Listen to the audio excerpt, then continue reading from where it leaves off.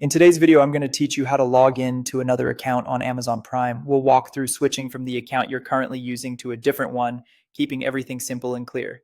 Start by opening your preferred web browser and going to Google. This is a straightforward way to get to the right place without typing long addresses. In the search bar, type Amazon.com Prime. You'll see results for Amazon's official Prime page. Click the result that clearly shows it's from Amazon.com.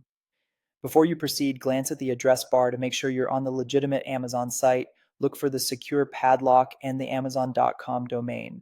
Once the page loads, if you're already subscribed to Prime and signed in, move your cursor to the top right of the page.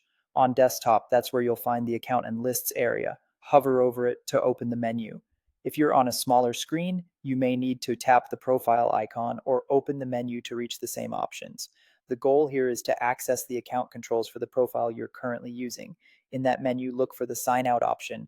Click sign out to fully exit the current account. Give the page a moment to refresh. If Amazon asks for confirmation, go ahead and confirm.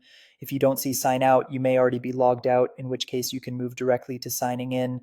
After signing out, you'll be taken to the Amazon sign in screen. This is where you enter the credentials for the other account you want to use. Type the email address or mobile number associated with that account, then the password, and select sign in. If two-step verification is enabled, follow the on-screen instructions to complete the security check. When the page reloads, you should now be in the other account.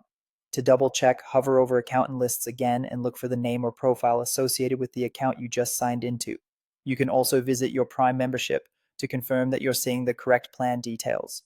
A few quick tips as you do this. If your browser keeps autofilling the previous account's email, delete the autofill entry and type the new one manually. If you want to keep two accounts separate, consider using a different browser, a separate browser profile, or a private browsing window so each session stays isolated.